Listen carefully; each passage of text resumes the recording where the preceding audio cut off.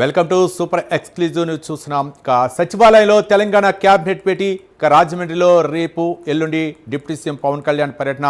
శాసనసభ విప్ పదవికి అరవ శ్రీధర్ రాజీనామా. డిప్యూటీ సీఎం పవన్ కళ్యాణ్ను కలిసిన పోలవరం ఎమ్మెల్యే చెర్రి బాలరాజు. హైదరాబాద్లో అడ్వకేట్ ఖాజా మొయినుద్దీన్ హత్య కేసు విచారణ వేగవంతం.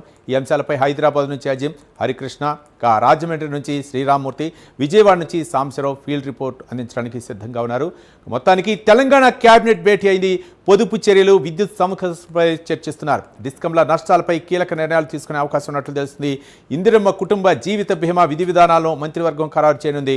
రెండో విడత ఇందిరమ్మేళ్ల నిర్మాణాలు, తెలంగాణ ఆవిర్భావ వేడుకల నిర్వహణపై చర్చ జరుగుతుంది. ఇదే అంశానికి సంబంధించి ఎక్స్క్లూజివ్ ఫీల్డ్ రిపోర్ట్ మా కరస్పాండెంట్ అజీం అందిస్తారు. అజీం,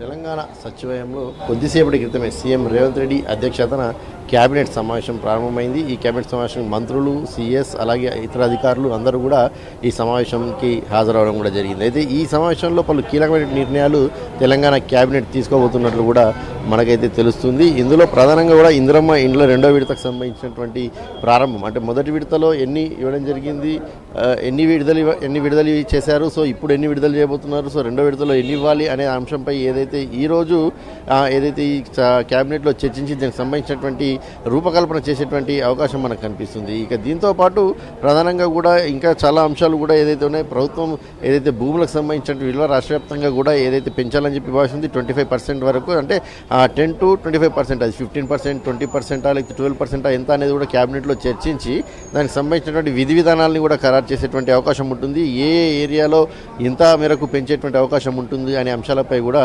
ఈరోజు ఏదైతే చర్చించేటువంటి అవకాశం ఉంటుంది. ఇక ప్రధానంగా విద్యుత్ సంబంధించిన అంశంపై కూడా ఏదైతే క్యాబినెట్లో పెద్ద ఎత్తున చర్చ జరిగేటువంటి అవకాశం కూడా కనిపిస్తుంది. రెండు ఏదైతే డిస్కామ్లు ఇప్పటివరకు రాష్ట్రంలో ఉండేటి, సో ఇటీవల తీసుకొచ్చినటువంటి రైతుల కోసం ప్రత్యేకమైనటువంటి డిస్కామ్ తీసుకొచ్చారు. సో ఈ రైతుల కోసం తీసుకొచ్చిన డిస్కామ్ ఈ ఎండాకాలం అంతా కూడా నడిచింది కాబట్టి అసలు ఎలా ఉంది, ఈ మూడింటికి సంబంధించినటువంటి ఆర్థిక పరిస్థితి స్థితిగతులు ఎలా ఉన్నాయి, సో దీనికి సంబంధించి పెండింగ్లు ఏమున్నాయి ప్రభుత్వం నుంచి, ఇంకా చేయాల్సింది ఏముంది, సో ప్రస్తుతం విద్యుత్ సరఫరా ఎలా ఉంది, ఇలాంటి అంశాలపై చర్చించి కూడా విద్యుత్ సంబంధించినటువంటి వినియోగంపై లేకపోతే పెంచే అంశాలపై కూడా ఏదైతే క్యాబినెట్లో చర్చించే అవకాశం కనిపిస్తుంది. ఇక ప్రధానంగా కూడా ప్రైవేట్ స్కూల్స్కి సంబంధించినటువంటి ఫీజు నియంత్రణ, ఫీజులు ప్రైవేట్ స్కూల్లో ఎలా ఉన్నాయనే విషయం అందరికీ తెలిసిందే. సో పెద్ద ఎత్తున ఫీజులు వసూలు చేస్తున్నారు. సో ఎవ్రీ ఇయర్ కూడా 5% to 10% ఏదైతే ఇంక్రిమెంట్కి సంబంధించిన అంశం ఉంటుంది, కానీ ఇక్కడ 20% to 25%, కొన్ని చోట్ల 30% కూడా ఇంక్రిమెంట్ చేస్తున్నారు. సో ఈ నేపథ్యంలో విద్యార్థులు, వారి తల్లిదండ్రులంతా కూడా ఆందోళన చెందుతున్న పరిస్థితి కనిపిస్తుంది. స్కూళ్ళ ముందు ధర్నాలు చేసినటువంటి సిచ్యువేషన్స్ని కూడా మనం చూసాం కూడా. సో ఈ నేపథ్యంలో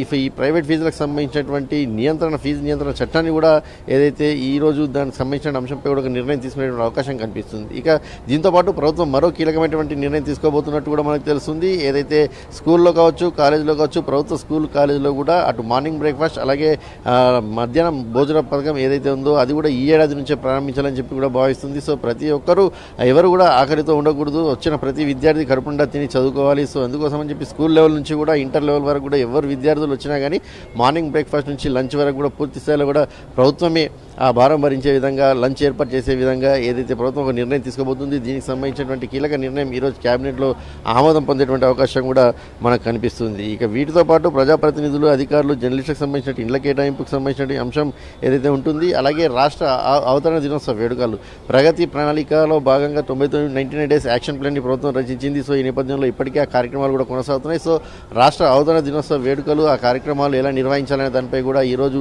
క్యాబినెట్లో చర్చించేటువంటి అవకాశం కనిపిస్తుంది. సో దీంతో పాటు ప్రధానంగా ఈ అన్ని అంశాలతో పాటు కూడా ఏదైతే వరి, మొక్కజొన్న కొనుగోలుకు సంబంధించిన అంశంపై కూడా ఏదైతే ఇప్పటికే రాష్ట్ర ప్రభుత్వంపై విమర్శలు ఏదైతే వినిపిస్తున్నాయి. సో ఈ నేపథ్యంలో అసలు వరి, మొక్కజొన్నకు సంబంధించిన కొనుగోళ్లు ఎక్కడి వరకు వచ్చాయి, ఏ మేరకు వచ్చాయి, రైతుల ఖాతాలోకి ఏ మేరకు డబ్బులు వెళ్ళింది, అసలు ఎన్ని మెట్రిక్ టన్నులకు సంబంధించినటువంటి వరికి ధాన్యం పండింది, అలాగే మొక్క కొనుగోలుకు సంబంధించిన అంశంపై ఎలాంటి ప్రభుత్వం అడుగుజాడుతూ ముందుకు వెళ్తుంది, సో అసలు ఏం జరుగుతుంది, అంటే ఎక్కడ, అంటే ప్రభుత్వం అయితే ఒకవైపు పూర్తి స్థాయిలో ప్రతి ధాన్యం మేము రైతుల దగ్గర నుంచి కొంటాం, ఖచ్చితంగా ఇప్పటికే కొంటున్నాం కూడా. సో పరిస్థితులు ఏంటంటే హమాలీలు లేక, కూలీలు లేక కొంత ఇబ్బంది ఉన్నటువంటి మాట వాస్తవం అని చెప్పి కూడా అయితే ప్రభుత్వ వర్గాల నుంచి కూడా మనకి వినిపించిన మాట వాస్తవం. సో ఈ నేపథ్యంలో ప్రభుత్వం మాత్రం పూర్తి స్థాయిలో ఉంటుంది, అన్ని చోట్ల చాలా స్ట్రిక్ట్గా చెప్పాము, వెహికల్స్ ఏర్పాటు చేయమని చెప్పాము, అన్ని చెప్పామని చెప్తున్నప్పటికీ కూడా ప్రభుత్వం పూర్తి స్థాయిలో చేతులెత్తేసినట్టు ఏదైతే ప్రతిపక్ష పార్టీకి సంబంధించిన వారంతా కూడా విమర్శలు చేస్తున్న పరిస్థితి కనిపిస్తుంది. సో ఈ నేపథ్యంలో ఈ అంశంపై కూడా అధికారులను కూడా మాట్లాడి అసలు ఏ జిల్లాలో ఎలాంటి పరిస్థితి ఉంది, వరికి సంబంధించి మొక్కజొన్నకు సంబంధించిన పరిస్థితి ఎలా ఉందని చెప్పి కూడా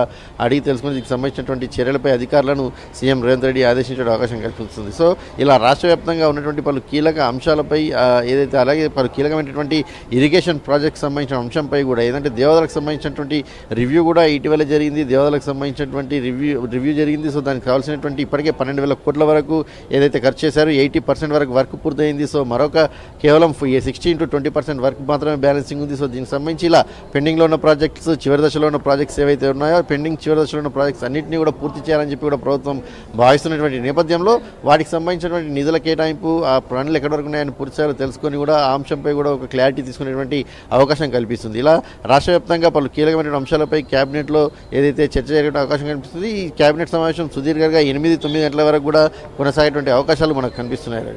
రైట్, థ్యాంక్ యూ అజిమ్.